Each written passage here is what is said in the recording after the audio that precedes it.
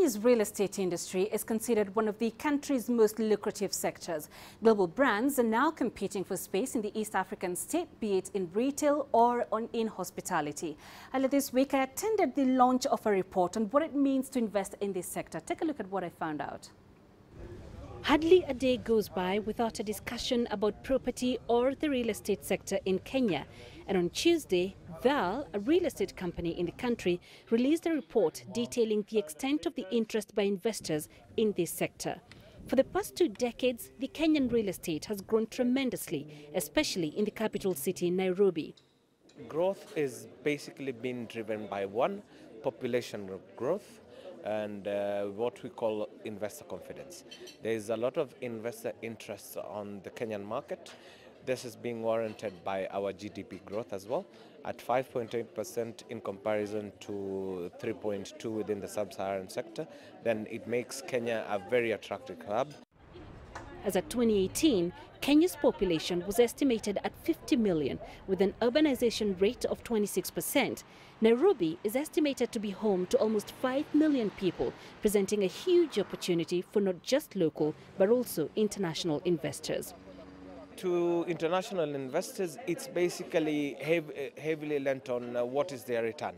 Because at the end of the day, if you have to compare what the Kenyan market has to offer in regards of returns, it's far much more as compared to their own home backgrounds, because there has been potential play over the years from where they originate from. So they are looking at new untapped markets, which Kenya really has a lot to offer. Construction of high-rise buildings such as the ones behind me has become a common sight in Nairobi. The industry is witnessing continued demand from local and international investors, and this appetite is expected to grow further in the coming years. To capitalize on that interest, the government is looking for ways to woo investors in the lower income areas of the city. Right now we are undertaking some feasibility studies through partnership, mainly from World Bank. And other areas are getting more attractive. So soon we are calling also for an investors conference so that investors can come on board and see which area they can chip in. But investors in this lucrative sector are also seeking government cushioning from high costs that may stifle that growth.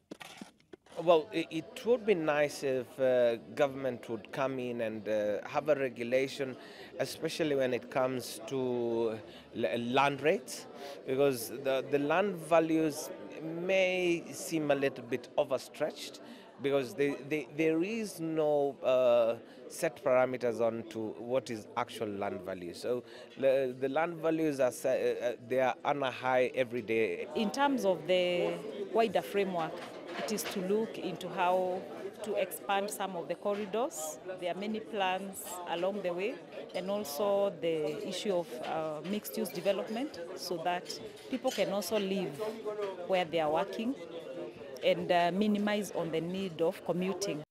As the middle class expands and the continued investment in infrastructure, the Kenyan real estate sector is no doubt poised for growth in the long term. Penina Karibe, CGTN in Nairobi, Kenya.